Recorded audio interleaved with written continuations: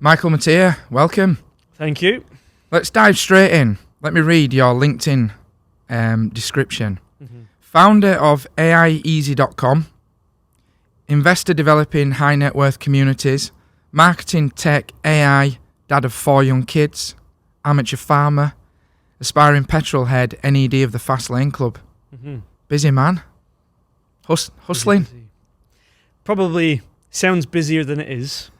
But involved with a few businesses. I'm sure we'll jump into different bits and pieces today, but it's good to be with you today and explore different scenarios. You tell me, where do you want to go? So tell me about AI first. Tell me AI. about your latest venture. Let's start there. So let's start off with the reality of what AI is and what it is not. There's a lot of people out there saying that AI is going to take over the world, we're all going to die, Terminators are coming and all the rest of it. Fine. I am not in that camp.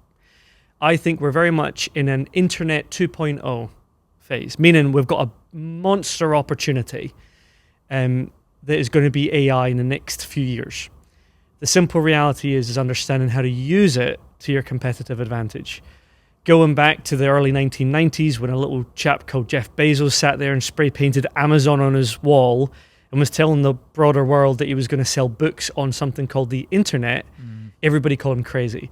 Today, my 6-year-old child, I won't say his name for privacy reasons, but my little boy very confidently says to me, "Daddy, if I finish this book, can I order some Legos on Amazon?" Right? He gets it. Yeah. He's 6. Fast forward maybe a decade or so, you'll have a very similar reality where AI assistants will be the norm.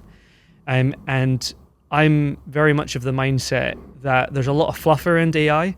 I'm a business owner. I invest in businesses. I grow businesses. I only care about efficiencies and about how it can help me and my team do things better and more effectively. That's the only thing I care about. I'm not interested in all the fluff and all the nonsense that consultants sell around AI. I take AI, I apply it to my businesses, I get efficiencies, I get learnings, I get growth, my team get better, my team are happier, winner, winner, chicken dinner. And that's the whole context around the new platform that I'm building called AIeasy.com, which is essentially leveraging all the learnings from all the other businesses I'm involved with. So what does AIeasy do? AIeasy, Yeah. hopefully the name is pretty close to explaining what it is. It's embracing AI easily as a business. It's very much a B2B scenario. Aimed at the SME market. SME market. Yeah. So the PLCs and enterprise, they'll do their own thing, right? Like most things, they'll take forever trying to, look at COVID, work from home. All the SMEs casually go home, at home, cracking on. 3 months later, all the enterprise PLCs are announcing that they're work from home enabled and all the other terminology. Yeah, okay, they just caught up. Yeah. So I'm very much an SME guy.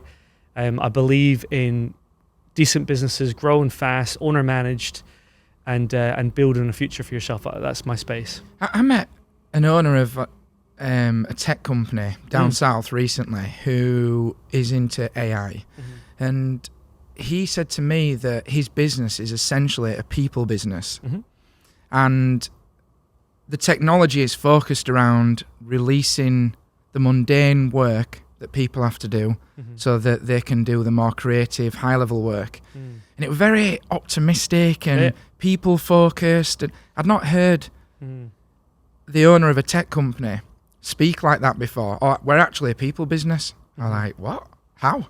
But that sounds very much akin to how you see it, very optimistically, people-focused. So it is a bit of a scary thing for people, I think. It's only scary if you don't understand it. Yeah. Right? It's not. So here's the classic. AI is going to take jobs. No, it's not. It's going to help you keep your job. Why? Because you're going to become more valuable. The more efficient you become, the more enabled you are with your practices, your daily initiatives, everything you're doing, even this podcast, right? I could pay somebody to sit down and transcribe it all, or I could use an AI tool for a couple of pence and transcribe it perfectly, word for word, in seconds. Yeah. So the individual that is then assigned with doing something next in the marketing department or wherever it might be with a podcast like this is now empowered. They've kept their job. They're more valuable. They can do more things quicker. Yeah. And so all things AI is a job retention mechanism if you understand what it's doing. What it's doing is it's making things easier. If you like it, if you love it, if you don't agree with it, it doesn't matter. It's here. It's already on steroids. Yeah. And the AI is teaching itself. So it sounds scary and it's really not. You just got to understand how to embrace it quicker, how to write up reports better. I'm mildly dyslexic, right? I struggle with I'm pretty good with the spoken word. I'm pretty good overall with the written word, but I'm incredibly slow versus somebody that's a natural fluent writer. So you then give me AI and it's a great level enabler, level upper, or I'm leveled up now, as Boris Johnson would say, right? I'm leveled Good old up. Boris. I know. I'm now leveled up to the point now where I know what I wanted to say, but my deficiency is actually leveled by AI. So I'm more valuable to people I interact with. Yeah. All businesses will embrace AI assistants. Those that don't will lose. Those that do will win. It's that simple.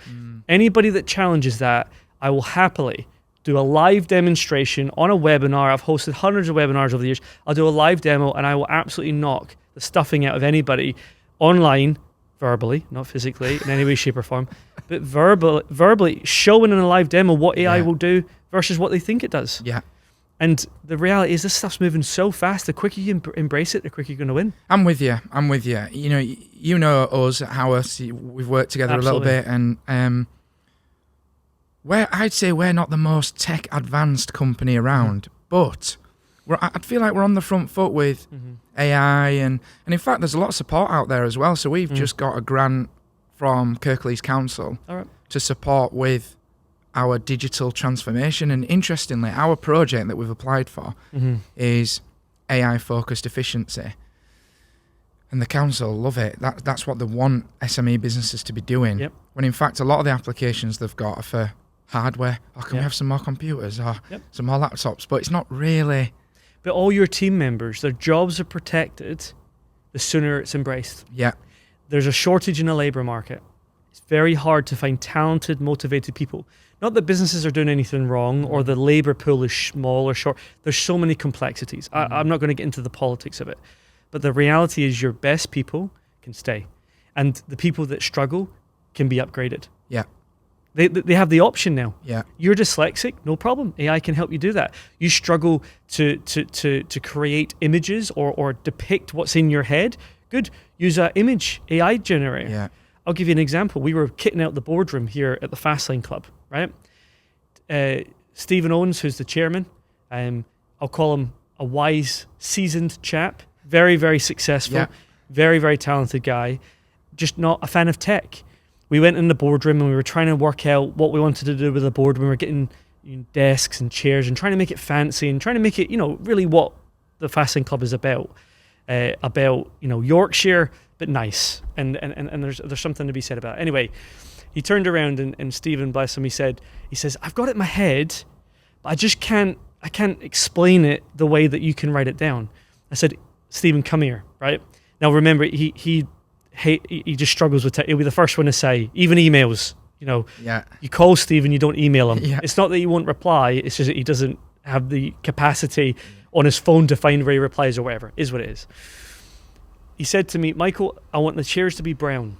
I want them to be spaced out roughly, and he's shown his hands and he's shown me the distance. He says, I want there to be a certain light, and I want a chair there, and I want that, and I want this sort of aura, and I want British racing green to be the theme throughout the room.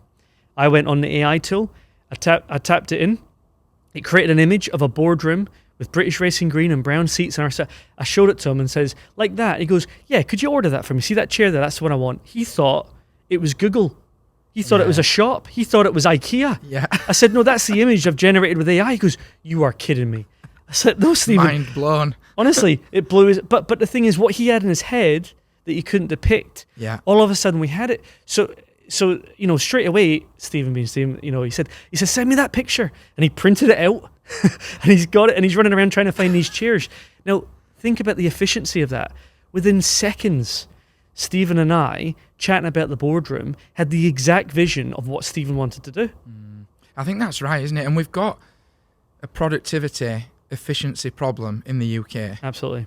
That's well documented. There was a Be the Business report a couple of weeks ago.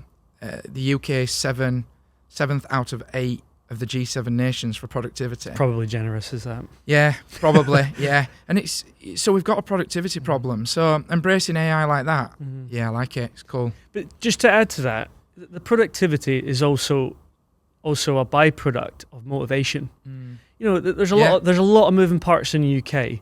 In calling a spade, you know, I'm not a believer that people are overall unproductive. I think it's a motivation thing. There's a lot of businesses that do well. Engagement, and obviously that's what you specialize in, and that's your piece. But you know, AI is something to get excited about. Yeah. And you can do a better job. And you know, I just think if you embrace it as a business, I'm not interested in all the malarkey about, you know, all restrictions and we need to lock it down and it's all nonsense. It's absolute nonsense. Look at what people say versus what they do. You know, it's very well documented, all the big names saying slow AI down, whilst in the background, turbocharging and hiring developers faster than ever to build it quicker. Yeah. So I take people at what they do, not what they say. And in the UK, there's a huge opportunity to lead and to embrace AI in business. Go back 100 years, the Victorians. We were known for being innovators. We embraced innovation. We embraced entrepreneurship and ideas and progress. We can go back to that. We can embrace that on a micro level in each business just by understanding how to embrace it. I'm not selling anything. I'm just saying what I'm doing in my businesses. Every business I interact with, we embrace AI. We embrace AI because if you don't, your competitor down the road who has nowhere near the skill of you, nowhere near the ability of you, nowhere near the deliverability of you, is online now posting top 10 things that heart surgeons need to know and never done a heart surgery in their life, right? That to me is criminal. And going back to your opening introduction of what's on my LinkedIn profile, it's important online that you diversify with personal things that AI cannot absorb. AI cannot absorb that I'm a dad of 4, right? You want to be a dad of 4? Good luck, right? Just generally. Go fight. Well, good luck. You know, Yeah. There's a process to that. Yeah. You want to do farming? You want to be an amateur farmer? Good luck. There's a process to that. Yeah. I do that. I enjoy it. And so I think there's this new world we're entering in where you've got, like you said, AI is going to embrace and help you be more productive. Great. It's motivating because it's something new and fresh and you can dive in, and those that do it first will win. But you're also going to see the point of singularity where same old's going to sound same old. The written word, the LinkedIn post, the Facebook post, they're all going to sound very similar. They already are starting to sound it. So you got to diversify and become unique. You got to go back to being human. And that's the beauty of embracing AI. You can become more efficient, more motivated, and human all in one go. Well, that takes us on nicely, I think, to something that I associate with you, and we've talked about a little bit in the past, which is relationship-led marketing. People, who you know, how you create those relationships, network, ecosystem. Just tell us a little bit about your thoughts on that and where you come from on that and how you've got there. Yeah. So I live and die on relationships. The term I use is being desperately patient. Okay, you got to be desperately patient, meaning you got to be keen, you got to be engaged, and you got to be patient. The people that go in and try and extract or smash and grab, as I usually say, they lose out. One of my business partners, historically, Ian Wright, virtual non-execs, mentor of mine, good friend of mine, he used to always say, you got to give to get. You got to give to get. The reality is, in the new world, where AI and technology is going to consume more and more and more, relationships are going to become exponentially more valuable day to day. Because the reality is, and many of the listeners will probably resonate with this, you see Mum, did you resonate with that? Our audience? Mum's not watching this. Mum's not. She probably... Wipe your tears, Mum. I know you're proud. But the principle is, keeping things on a simple level. You're going to see somebody online, on LinkedIn, for example, and you're going to read their posts, and you're going to think, this person is a modern Steve Jobs. This person is incredible, right? We know they're just using AI to write their posts, right? Then what you're going to have is you're going to meet them in person, and you're going to be massively disappointed in who they are, right? Because they're not going to have the personality or the relationship to back up what you've seen online. So the value of relationships, the ability to build relationships, and being desperately patient, meaning that you're able to walk in a room, build value, give value, and walk away confidently, knowing that they're only going to come to you because you've proved your salt.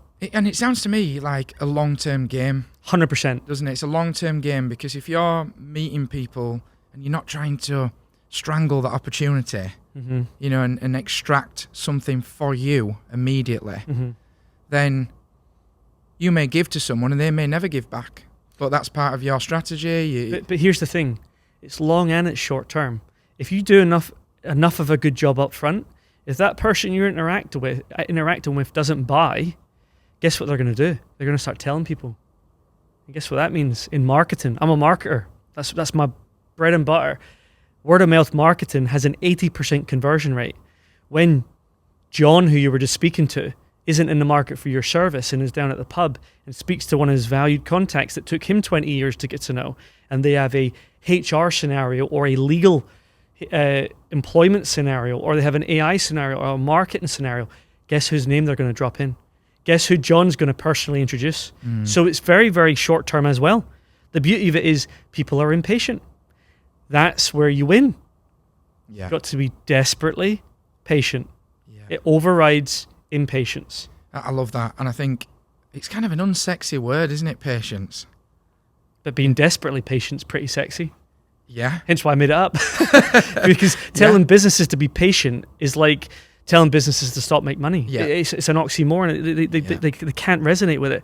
But when you say desperately patient, the right people know what that means, and they smile and they think that's interesting, because you're always keen. But why not just give value up front? Why not just, if you're good at what you do, just tell them everything. I will literally, and we've done it many a time in the early days. I'll tell you everything. Yeah. You want to use AI? I'll show you. Yeah. You want to do marketing? I'll show you. Yeah. You want to learn about cars? I love cars, but I'm not the car guy. Let me introduce you to Simon Smith over at the Fasting Club. He'll tell you everything. Guess who you're going to be using? And never once are you asking for anything back during that? Well, no, it will come full circle. Yeah. It will always come full circle, because guess what will happen? If that person is in the market for a car, and Simon Smith at the Fasting Club help them with all things cars, guess who they're asking? Guess who they're going to go back to? Guess who they're going to WhatsApp? Get in that circle. If anyone in that circle wants to buy a car of a prestige nature, collectible nature, guess who they're coming to? In the legal HR, in the legal employment and HR realm, guess who they're coming to? Oh, Gavin, you should follow him on LinkedIn. This stuff's good. It's organic. Yeah. Take us back then a little bit. So you and I had a conversation probably many years ago where you talked about how you did YouTube videos with your brother. So take us right back to when you started there and what you learned through that process. So I've always been involved with sales. I started selling when I was 5 years old. And I mean this, you see a lot of these things online and they're cheesy, and I'm not being cheesy, it's just a fact, right? As a family growing up, I was rich in love. I have the best parents on planet Earth. I know people will challenge me on that, but I'm very proud of my parents, and we come from humble beginnings. When we used to do boot sales, and in these boot sales, I learned a thing or two about interacting with people. And for years and years and years since I was 5, we used to ask family members for bits and pieces to do these boot sales in Scotland to get by, while my dad was restudying at university and whatever, trying to build a life for us. And I'm one of 4 boys. I'm the oldest of 4 boys. Best looking, most talented out of the 4 boys. Obviously. They're bigger than I am now, actually. They're all bodybuilders, are my brothers. So I'm actually the humblest of the 4 now. But, in these boot sales, you used to learn how to buy something for 50p and sell it for £1, and you'd have something for £1 and somebody would try and buy it off you for 50p. I learned so many life lessons from doing these boot sales. And in those boot sales, my dad used to do a little trick that was great. We used to call it the bottleneck, is my dad's terminology. And if you imagine these rows of these people all lined up at these boot sales, and I don't know if we're having any American listeners, but boot sales is like a flea market type scenario, right? Or a garage sale, but out of the back of your cars. They're all lined up. And what my dad would do with his stalls, everybody would line out their stalls, and the wee guy would come around that was running the boot sale, and he would mark out the stalls. And when he left, my dad would say, "Right, Michael, grab the other end." And I go, "Why, Dad?" He go, "We're going to move it forward a wee bit." What? Move it forward, just watch. So we'd move it forward and we'd create a bottleneck. So what, move your table forward, deeper into the row. Yeah. So now we stand out. Yeah. And this is quite metaphorical. I've not actually explained this, but I might use this going forward. So now we stand out in the line. You've got all these boot sale people, and then we're forward. But when all the crowds are coming up and down, they're bottlenecking around our stall. So they're all looking at our stall. They're all getting busy around our stall. We've got an extra sort of 2 sides to our stall. Instead of one line, we now have the 2 sides as well. Yeah. And I learned a thing or two about sales and marketing and about standing out and about creating bottlenecks and understanding to put yourself in a scenario where you're able to get the right attention consistently. Fast forward, all different bits and pieces. Me and my brother, it's my brother's idea originally. He said he wanted to do something on YouTube and launched a channel called Brave Dave TV. That channel's still live. You can look at it today. When we're talking here then, so how old are you? What year? Probably 2010-ish. It's fairly 2010. early days of YouTube. Oh, yeah. Very, very much early days. And so back in those days, YouTube was really getting going and really would spend a lot of money on AdSense and creators and way before all the Mr. Beasts of the world and all that good stuff. And my brother Dave, he basically was very good at identifying viral trends on YouTube. And he worked out that the thing was going viral were these pranks. Yeah. These pranks were going viral. And Dave was a big guy at the time, still is a big guy, six-pack. It looks like a Spartan, basically a ginger version, or a brown-haired version of me. I'm the ginger version of him. But we would make these videos where he would run around as a zombie, ripped up shirt and fake blood, and scare people, jump out on them and whatever, and then we'd get them to sign a consent for him, and it was all part of the video, and YouTube, and we're YouTubers and whatever, and put it out, and these clips would go viral. Well, one clip went particularly viral, and we ended up in the news and different bits and pieces. And then all of a sudden, and we come from humble beginnings, right? So we didn't have contacts, we didn't have people that could introduce us to business owners and whatever. Through this channel, Brave Dave TV going viral, a whole range of local business owners started messaging us saying, hey, listen, we're trying to do the social media thing. How do we do it? And we've seen you're doing this. Would you like to come in and just tell us how you're doing it? One thing led to another, and that basically set off the journey that was all things marketing. I eventually sort of niched down into B2B marketing, high value relationships. That's the thing I enjoy the most. That's the thing I'm best at. And then off the back of that, built out just a very sharp understanding that it's not what you know, it's who you know, but more importantly, who knows you back. And that's the secret sauce I think most people don't understand. They think that if they get their message and their brand out there, that the right people will see it and come back. That's not how it works. How it actually works is you get to know them, but they get to know you. As soon as they know you, you're actually in very unique marketing territory that advances into sales. All what marketing is attention. It's attention from the right people. All what sales is monetization of the right people, from the right people. So when you understand that and you keep it fundamental in B2B high value stuff, it's very easy. Why are you trying to get 100 likes on LinkedIn? Why are you trying to go viral? You only need to speak to 2 or 3 people. Yeah. What's their names? It's that simple. And then once you have their names, well, why don't you try and build some value? Why don't you try and find out what they're into? What school do their kids go to? What foot? And I don't mean that in a creepy way. I mean where are they geographically? Are they in Yorkshire? Are they in Shropshire? Are they? Which city are they in? What's their sport? What food do they like? What's their heritage? I feel like there's a really underrated skill as well of remembering that detail. Absolutely. Yeah, like it's so important, and it has such, to use your word, an exponential effect. Yep. That you meet someone, you learn some bit of detail, like you say. 2 weeks later, you see them. Oh, how was that holiday in 100%. Portugal? Did you have a good time? Oh, they've remembered. Yeah, but scale that out, right? Think of LinkedIn. Why are you trying to get access to hundreds of likes and comments of random people that will never do business with you? Oh, yeah. When you can go on the person's feed and like and comment and be helpful on their posts, what do? They look at your profile. Great. Yeah. That's attention. Yeah. You're off to the races for free. Yeah. Literally for free on your phone. I can show people how to do this instantly on their phone for free. Build value. People say, oh yeah, but what happens if they don't buy? Well, then you're probably not good at what you do. Call a spade, right? Or you're engaging with the wrong prospects. The simple reality is if I go on somebody's feed and I see that they're looking to hire for somebody, why not go the extra mile to build a relationship? Why not share it on LinkedIn? Why not reach out to people you know? And why not try and put a couple of candidates forward? Classic response from that is, I don't have time to do all that. Well, you've not earned a relationship. Don't worry about it. You know, you're trying to sell a product that's 50 grand, £100,000. You're trying to sell a high ticket value product, and you don't want to put an hour of effort into meeting that person. You don't deserve the relationship. Done. Move on. It's that simple, isn't it? It's literally that simple. I'm laughing because it's almost painfully simple and true. You know, it just is. Mm-hmm. That is exactly right. You give what you get. You know, what you're saying is founded in principles which have been tried and tested since humans have been on the planet. It's who you know. We're talking about millions of years, yes, exactly, of evolution. Yeah. And then you're talking about 10 years of social media. And you think you're going to put out a post about your discount 30% offer to a B2B high value market, and they're going to go, oh, sign me up. Wow, I didn't realize how good that offer was. Could we get them on the phone?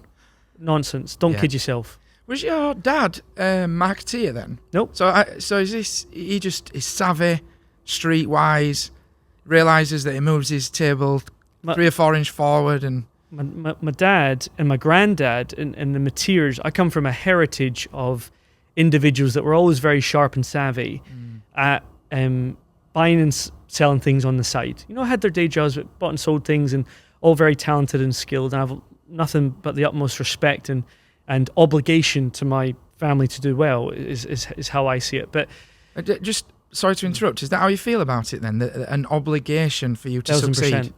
1,000%. On what basis?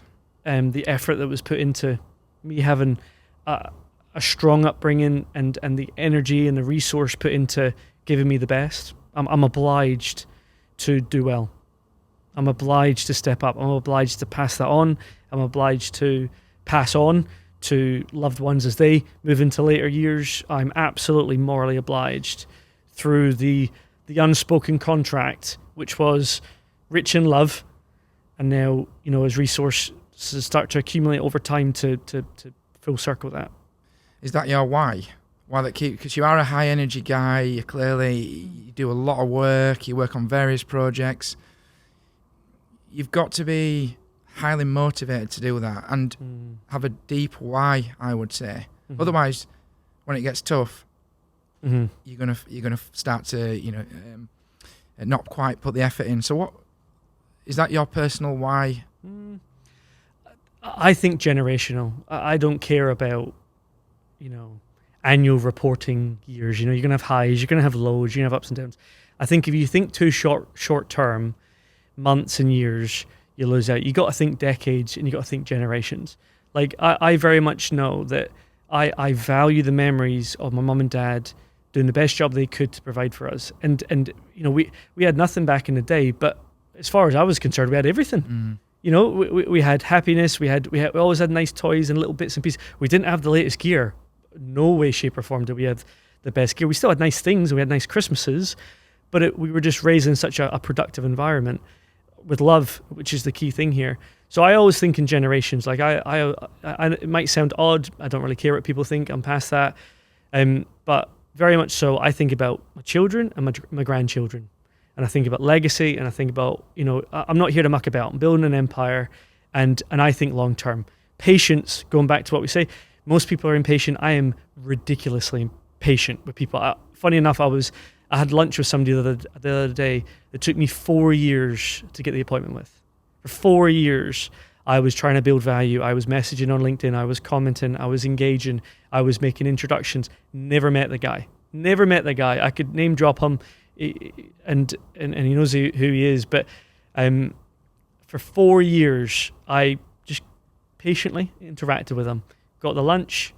Showed him the track record of 4 years to get that lunch. He laughed. Afterward, he sent me a message. He says, Michael, I just want to say thank you for lunch, first of all. And he says, I beat you to it. Within 4 minutes of meeting you, I've replied. So you now got to keep up. So I think, all this principle about why everybody's different. But I just think, at the end of the day, go back to your roots. Where'd you come from and where are you going? And I think if you can boil that down, and I know not everybody is privileged or has the best of starts in life, but you can write the next chapter. You might not own chapter 1 through 10, but you own chapter 11 through 35. What are you going to do? And I think if you just suck it up and put your head down and you get focused into building an empire that you're proud of, I'm not a believer of chasing your passion. I think passions is the quickest way to go broke. You ever want to have the worst bit of advice from online? Chase your passion. That's nonsense. You earn your passion. You are forced by your skill sets and things that you need to improve on to develop passions. I'm not passionate about marketing. I love marketing because I had to learn it. I had to focus on it. I'm not passionate about AI. I love it because I had to learn it and it's given me a net positive. It's within my skill sets and my parameters. Not everybody's me. So you've got to earn that passion and build into it. So I know that's slightly deviating from your question, but coming back, I'm generational. I think long term, I'm very patient. I don't need to get, £1 billion win within the next 12 months. I can wait 30 years for that. I'm young enough and talented enough and good looking enough to give it 30 years. I mean, again, it's a strong message because there's that saying, isn't there, that we overestimate what we can achieve in the short term and vastly underestimate what we can achieve in the long term. Yeah. And you seem to have got that fairly deeply ingrained within your mind that it's not a short-term play. I can afford to be patient and I'm going to be patient. But desperately patient. So, desperately patient meaning I might be patient, but I'm keen as mustard to get it going. Yeah, you've got a sharp eye on it. So when it comes to getting the appointment, you guarantee I'll get that appointment. If it takes time, it'll take time. If it's this afternoon at 4 p.m., I'll move it around. I'll make it happen.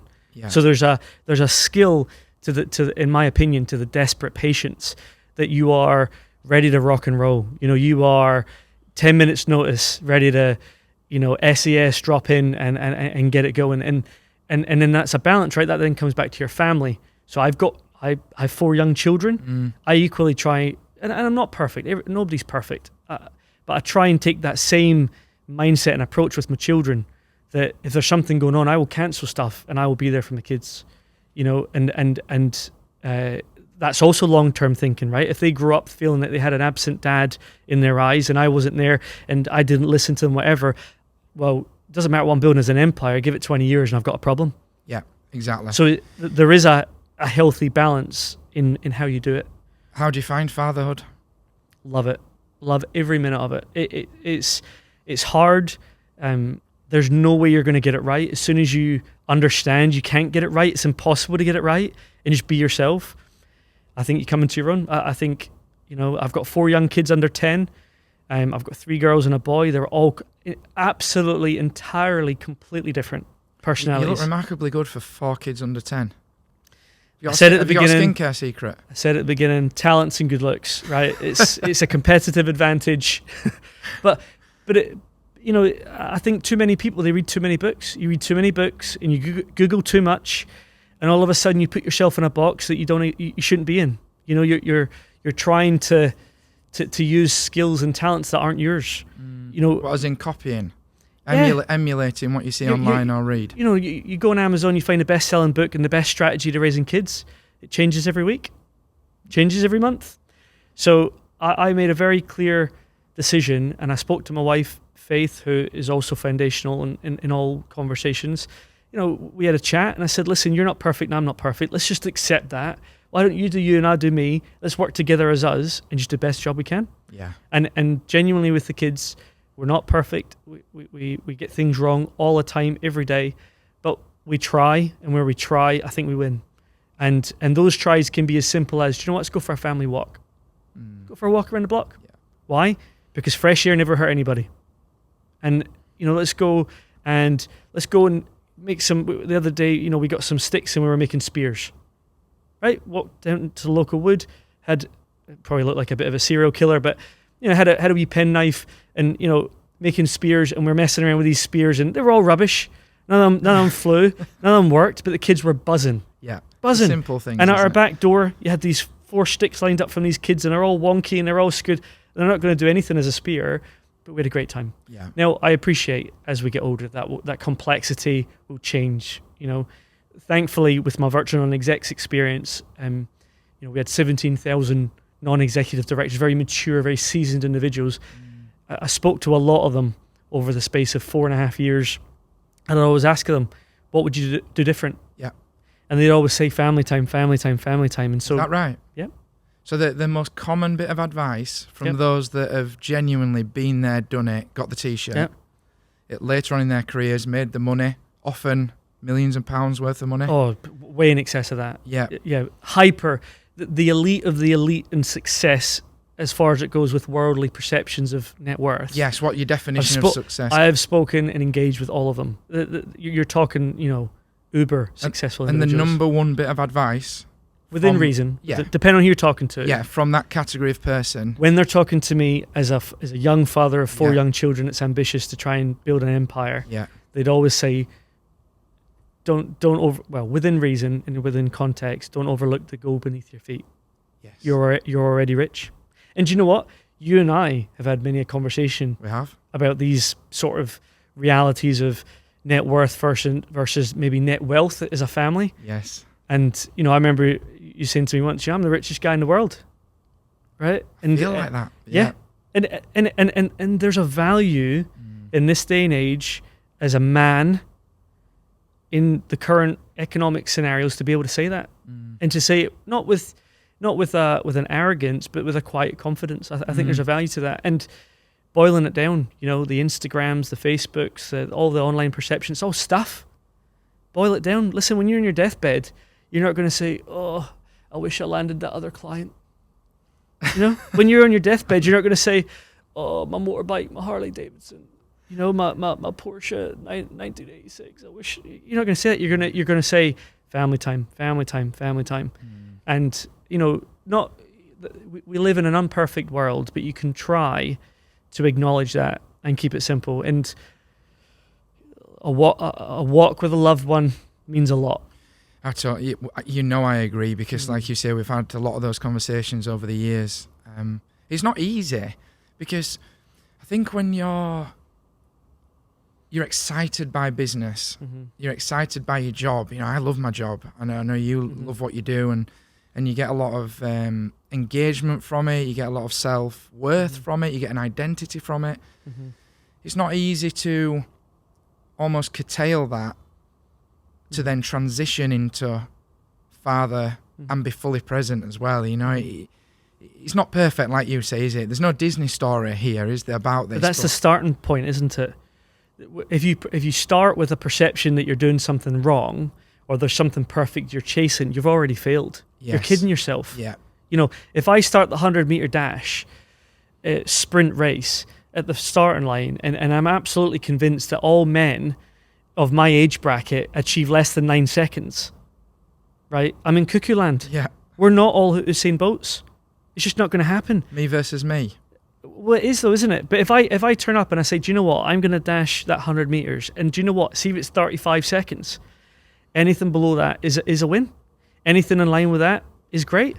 Anything above that, I'm going back the way. And so you measure yourself against yourself, as you were saying. Have you? How do you trust? How do you become to trust your instincts?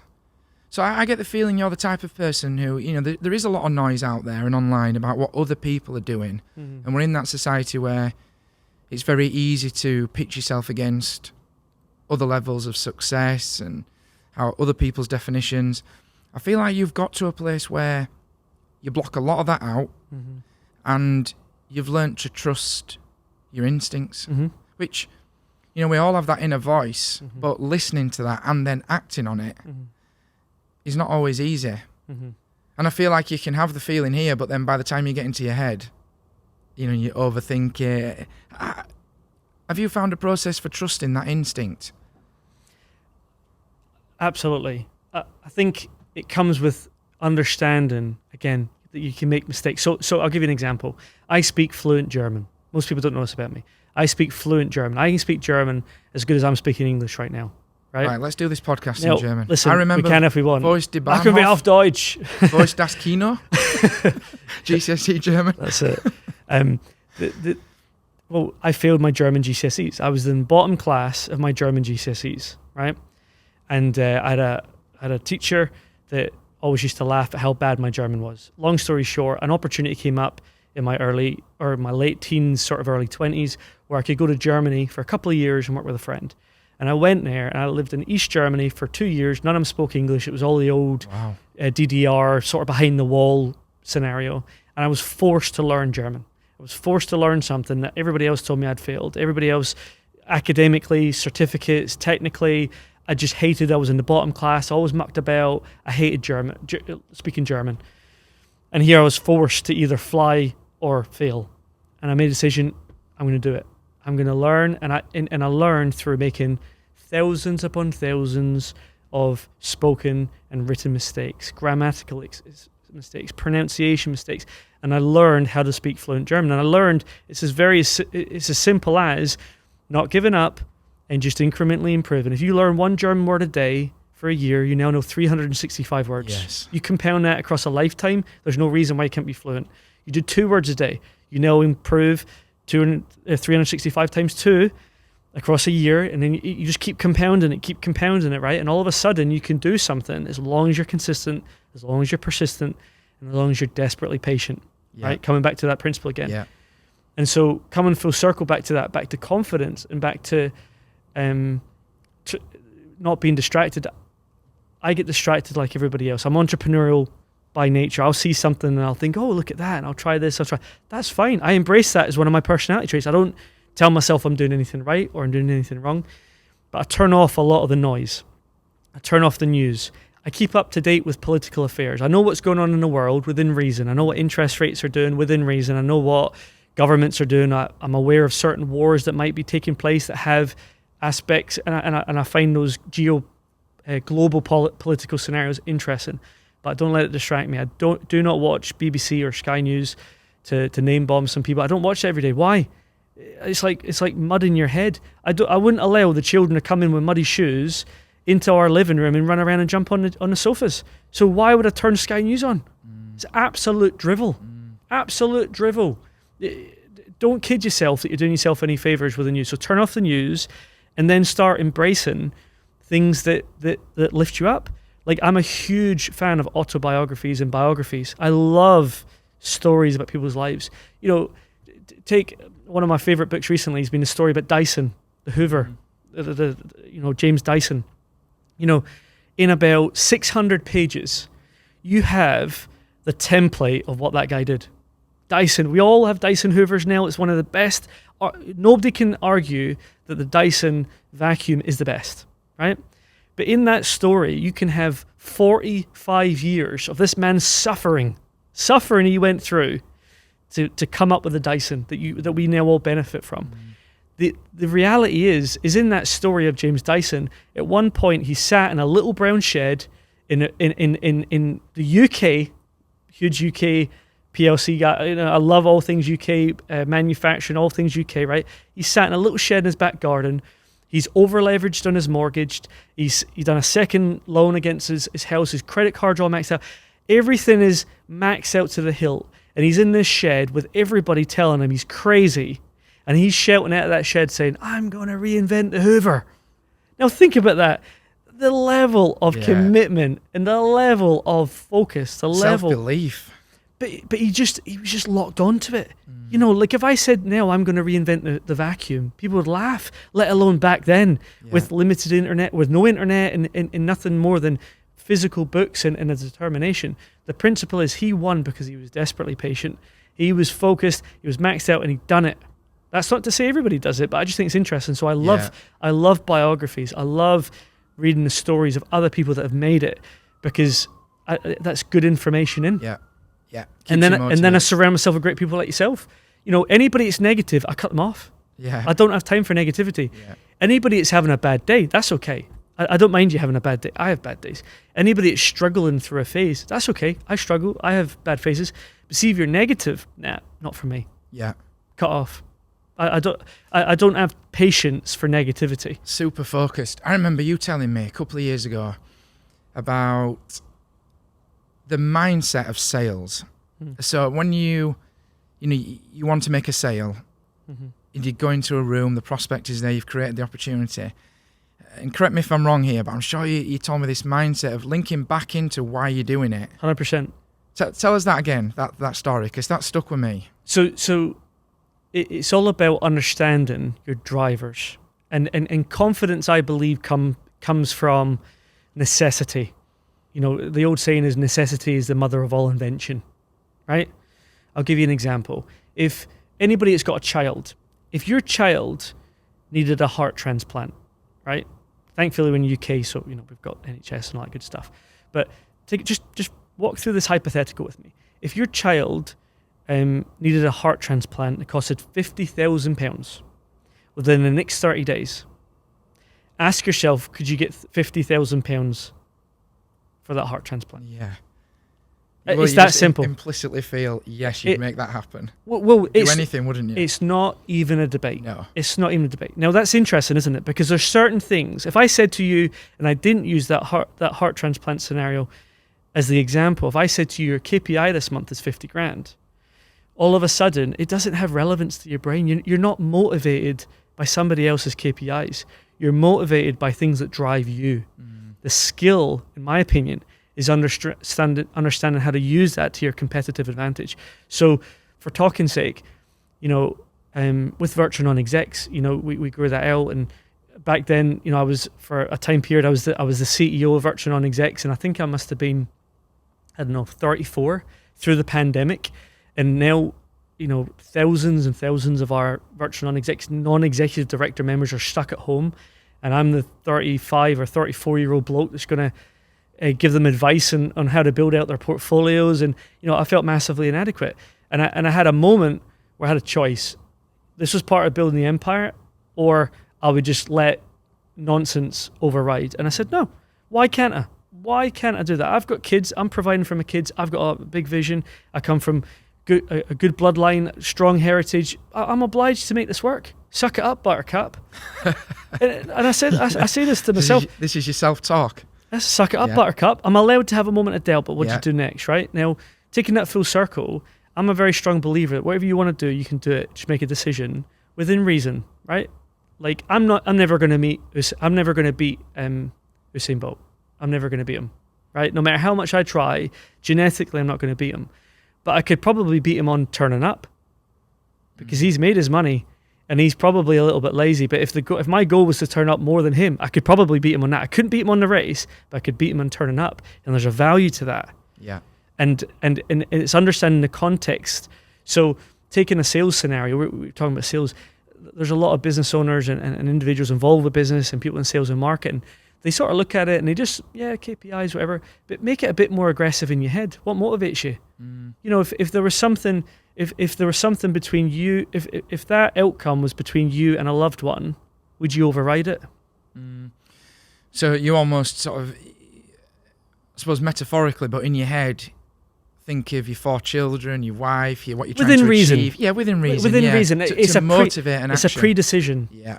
So you can't walk, you know, if I'm talking to you stone cold and you're walking into a sales meeting after this, everything I say will go out because you have a default setting. But if you've spent the past 2-3 months understanding that, no, why can't Helworths be the biggest name in the UK? Why can't Helworths be the number one? Why can't Helworths have more Google reviews? Why can't Helworths have more reputation? Why can't they? Yeah. Why not? Yeah. You have good stock. You're 20 years born and bred. Do you know what I mean? The business has everything. And you and I, we've literally had this, I'm literally saying what you and I, why not? Yeah. And what I think the thing to understand is, and sometimes I don't think this can be taught. I think it can be learned and it can be accepted, but I don't think you can convince somebody to embrace this sort of way of thinking. And I'm not saying it's perfect. I'm just saying it works. And I'm not saying that, oh, you know, I'm sat on my billions and I've done it. I'm just saying, like yourself, very happy. Yes. Not perfect, very happy and confidently and patiently building the empire. Yes. Doesn't convert this month, don't worry, I'll do it next month. Doesn't convert this year, definitely do within a couple of years. There's a skill to that, there's a confidence to that, there's a quiet confidence. Yeah. And that comes from understanding, you know, what you're actually doing it for. Your family, your friends, your loved ones, there's a reason to it, and that's just what drives me. Yeah.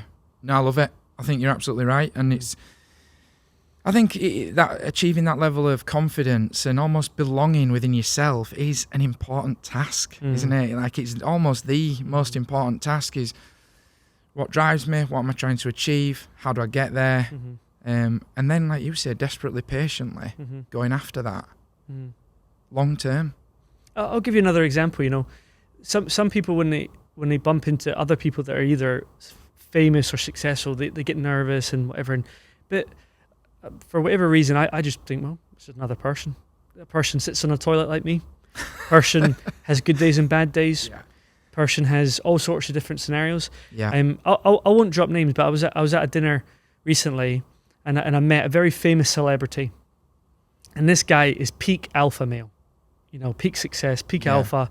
You know, the guy is peak physical condition, very famous on TV. Like us. Like us.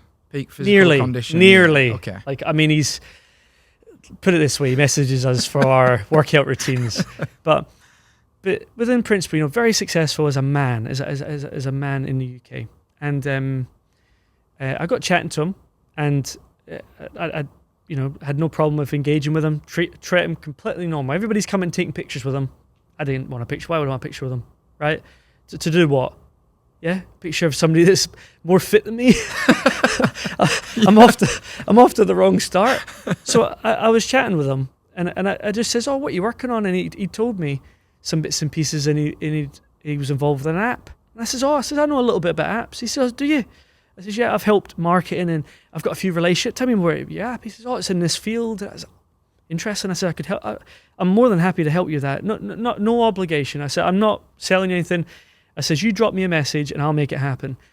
And then he was telling me about his family. We were chatting about his family, just completely normal, as if we were at a bus stop, and I didn't know who he was. And at the end of it, I says, "Here, let me take your number." So I sent him a message and said, "Let me tell you now, anything you need, marketing, introductions to high-level scenarios, or anything you want on the tech side on your app, before you do anything, you message me or your team message me, and I will move heaven and earth to make sure that you get the best answer that I am capable of, right? I'll give you my ironclad guarantee. It might not be the answer you want to hear. It might not be the answer that works, but it'll be the best answer I'm capable of, backed by things I'm involved with." And he looked at me and says, "Do you know, I'm going to take you up on that. Yeah. So don't worry about it."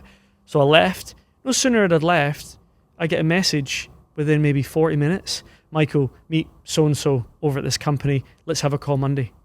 We jump on. We have a great conversation. Now, this is a very serious celebrity, and I'm just talking to him normal. I don't care. And I think too often it's human nature to put certain people on pinnacles and certain whatever. But I would treat somebody I meet at a networking event the same as how I treat that guy. And actually, the Fastlane Club, as an example, I met a lovely lady at a random networking event that I thought wasn't particularly good. But she told me she was involved with cars, and I showed her how to build a Facebook group, because I'd built some Facebook groups in the past, and I showed her how to do this and that and this, and she went away, and then all of a sudden she introduced me across the Fastlane Club. Really? And so it's interesting, and I think the context is a combination of, don't underestimate yourself, but don't overestimate others. And somewhere in the middle is the sweet spot. Yeah. Everybody's human. Everybody eats lunch. Everybody has a bad day. Everybody has a restless evening. Everybody has moments where they're more motivated than others, and that's completely fine. The key is understanding that you're not alone. Yeah. And that goes into the whole mental health piece and all the rest of it. But, and you'll know this better than anybody, you speak to business owners, they feel isolated in their scenarios, and it's just same old. Everybody's struggling with it. That's absolutely right. Yeah, many feel lonely, don't they? It's not a woe is me tale, but the role of an MD, 100%. CEO, but you sign up for it. But the interesting thing is, you're only as lonely as you allow it to continue. Yes. You just maybe in the wrong room. Yeah. Get in the right room. Go and find a new room. Force yourself to solve the problem the way you're solving everybody else's problems. You know, you and I, you've got your culture people in growth event you do on a monthly basis. You know, you're getting serious people in a room talking about what they're involved with. Yeah. And it's motivating, it's an inspiring thing. And then other business owners are meeting and interacting, and they're all talking to each other and sharing that, "Oh, I thought I was the only one struggling with that." Yes. You know, all of a sudden they've found another tribe. We're tribalistic as humans. Yeah. This isn't you. Yeah. This is very archaic. We are hardwired to be tribalistic. Find your tribe, find another tribe, build out some tribes you're involved with. Yes. Find some tribes that you naturally tap into. Find a new tribe you didn't know existed. Yeah. Learn about a new tribe. But it's all net positive to your focus, in your growth, in your mindset. Community, ecosystem. 1000%. Michael, thanks very much. That's been brilliant. It's been a pleasure. You know, you and I have worked together for a couple of years now, and I'm sure the people listening will have got what I've benefited from over the last 2 years, which optimism, positivity, can do, and there's a lot of skill in what you do. And I think I've benefited hugely from it. So thank you for that and for coming on today. It's been a I've got pleasure. a final question for you. We're a music family, the Howarths. We were brought up with music, love music. Have you got a track or a couple of tracks which are your go-to in your life, or particular type of music which you relate to? So this is interesting. When my wife and I, Faith, when we got married, we had nothing. Like nothing. We got married on £500. That was for the wedding. That was for the honeymoon. That was for the engagement ring. Like 500 quid is all we had as a couple. What your wedding cost? £500. £500. Subway done my wedding. That's brilliant. I went when Subway first came to the UK. I went and found the owner of Subway UK, and I've done a deal where he done my wedding and he done me a discount and sandwiches. Anyway, right. Now when Faith and I were dating, we used to always listen to Snow Patrol. Snow Patrol was my go-to. And we used to always listen to Snow Patrol in the car, and we used to have nothing driving around in this banger of a car and talking about the future and what we were going to do. And then obviously over the years, we've worked our butts off. We've had the highs, the lows, the ups, the downs, everything you can think of in between. And still to this day, if Snow Patrol comes on, or if I'm feeling a wee bit sorry for myself, I'll put Snow Patrol on, and I just think it just makes me like I could flip tables. Really? Like I just get pumped. Jacked. Absolutely. Honestly, there's something about it, but I'm hardwired, I think, to the vision of, you know, back in the day whenever Faith and I first got married, we literally had nothing, and there's so many funny stories as a whole other podcast. But to answer your question, that reminds me of, you know, the bigger vision and the bigger goal. And I'll say to anybody listening, whatever your musical interest is, I think it's also important to have a music that gets you a bit pumped. Yes. Because on the days when you're feeling a wee bit down, or you're trying to keep up with life, it is nice to have that default setting that you know works. And then obviously you got Eye of the Tiger and all those classics and all your 8 Mile, Eminem. Yeah.